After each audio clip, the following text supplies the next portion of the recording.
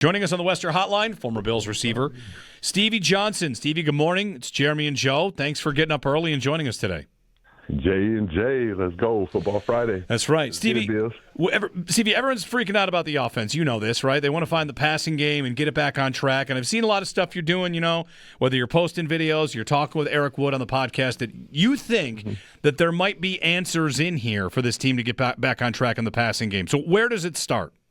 Yeah, absolutely. It starts with our quarterback. Every team to flow and to look dominant and like there's no issues, that means their quarterback is in control or their quarterback is making their play callers look really good. And that's what we've seen out of Josh Allen since he's been here. He's just been making his play callers, whoever it is, or coach, look good, and he's been saving them. And now we're at the point where, okay, we're in year 8, 9, going on 10, whatnot, with Josh Allen, an MVP, and we're in fire. Should we be in this position? No, because we know we have the MVP. So now that's where I step in and look like, okay, why is it a digression or a regression, And then I see Josh on the sideline alone, and that's just little sparks for me. And I'm like, okay, it looks like communication is not being, happening within this team.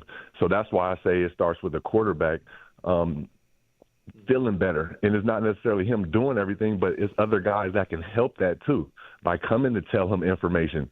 He don't have to tell everybody the information. The quarterback needs to understand what the playmakers see. He may not see everything. But, yeah, ultimately, guys, the quarterback got to control everything.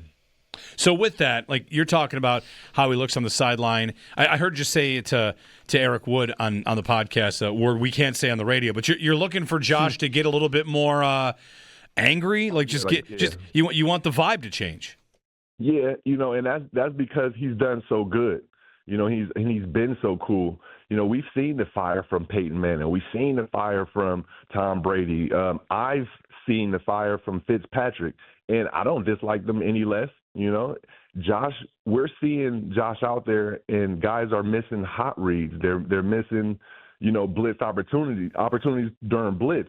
And, I'm not in the huddle. I'm not there during the week, so I don't know if they're being taught that or they're just missing it. So I could be wrong.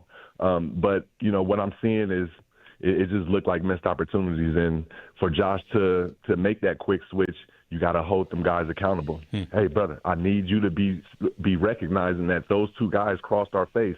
You have to turn that to a slant. You can't run the option route still. You know what I mean? Little tiny things that I'm not worried about, but I have to call it out just in case they can see it and fix it. Do those things make it seem like to you, Stevie, when you're watching, that Allen doesn't really trust much of what's going on? Like you see some clips of open guys he's turning down, and that I think can be attributed to maybe he just doesn't trust what he's looking at. Yeah, and it's just unfortunate that we have to use it in that sense and that term because it's just about reps. If you don't trust the person because you haven't got 30 reps, I would say. You probably got only 5 reps. So you know that he's a good player and things, but you haven't seen it enough, and then you haven't felt the fire from that guy to say, hey, give it to me more, so that it don't matter what happens. Just give me the reps. And that's what we're missing right now, So, yeah, I would say it is about the trust because they don't have all of the reps built up with each other. So, yeah, good question. And, yeah, it sounds harsher than what it is, though. Yeah. Stevie, like chemistry, trust, these reps together, I kind of arrived at this point yesterday, the day before, that they have had a lot of turnover at the position, from Diggs and Davis to last year where it's Mac Hollins and Cooper and MVS for a little while there. Like Shakir's been a constant, and so is Kincaid, but now Palmer's new, and Coleman is still a rookie, and he had some injuries. So, like, do you feel like another contributing factor, like as you're kind of laying out here, is the fact that these receivers and this quarterback, they do not have a ton of time on task together?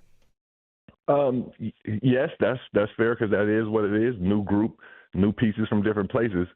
But there's an underlining in almost every dominant duo, and that's either a player that's saying, hey, look, I'm going to be open right here. Hey, let's look at this film, and if you see this coverage, this is what I'm going to do. And it may not be what the coaches said, but that's between me and you, brother. You either have that in the receiver telling you that, or you got the quarterback that's an arse, a super boss, and he's saying, hey, look, I need you to be here. If you see that, it's either that one or the other, or it's what Josh has shown.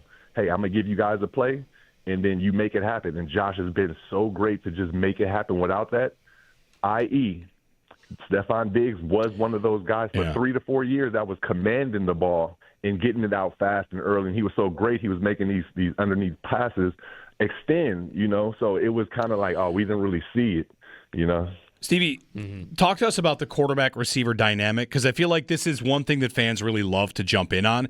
Like the idea that a receiver asking for the ball, demanding the ball can sometimes be a negative. But I've seen some of the greats. I've seen Tom Brady say early in a game, I've got to get a ball to an outside receiver because they work so hard out there and they feel like they're putting their work in. Like I've seen some of the greats say they kind of have to work this relationship, whether it's any quarterback, any receiver. It is a receiver saying I'm open and asking for the ball. Is that a lot more normal than people might think, because people kind of just tie it to the guys at the top that are loud personalities?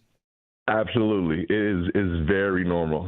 That's why I'm kind of saying what I'm saying in public, because that's the game within the game that everybody plays, and it's such a fine line, because now in a situation like that we're in where we lost 3 games, and the passing game isn't looking super efficient, then you have a guy saying, hey, I want this, that makes it look bad. Although in the background, Stevie and Fitz, I'm telling Fitz, I don't care what play that is. Like, if you see this guy lined up on the outside of me, I'm going to go to his leverage, and then I'm going to stick him, and then I'm going to look in for you. Like, and that's all it is. You never heard me sounding like a diva, but, it always happens, though. You got to do it at the end of the day. Guys got to step up. That ends up sounding like the artistry that isn't necessarily out of structure if we're watching it, but it is out of structure. It's you guys kind of taking over in a spot where you see a matchup, take advantage of matchup. Absolutely. And we've seen a lot of matchups that guys can take advantage of, that our team can take advantage of, but it's not happening. And I feel like it's because we're honoring the play too much. And guys, I don't know if you guys remember this, going back in my time, I called out our quarterback. I called out Fitz. Like, they asked if we should bring in another quarterback. Things were feeling dull, and I said, you should always bring in new weapons and hype people up. But it was taken the wrong way, and that's just media-wise. They take it the wrong way because we only get the half of the story now that I'm in the media now. With me being a little bit experienced and in the media, I can give a little bit more light on, situations that's going on. But, a lot of people call it diva and you pressing the issue, but you kind of have to do that because we never heard any of this when we had a guy commanding. Yeah. We just need to get one of those guys to command. And Gabe, he's been here a long time, so maybe he's the guy to command. And there's different ways to command. You don't have to always be rah-rah and super loud and emphatic. You can still do it certain ways, and they just got to figure out how to get with their quarterback. Stevie Johnson on the Western Hotline. Stevie, thanks so much for taking some time, and hopefully they get things going. If there's no Kincaid, which receiver, who's stepping up today against the Bucs or Sunday against the Bucs?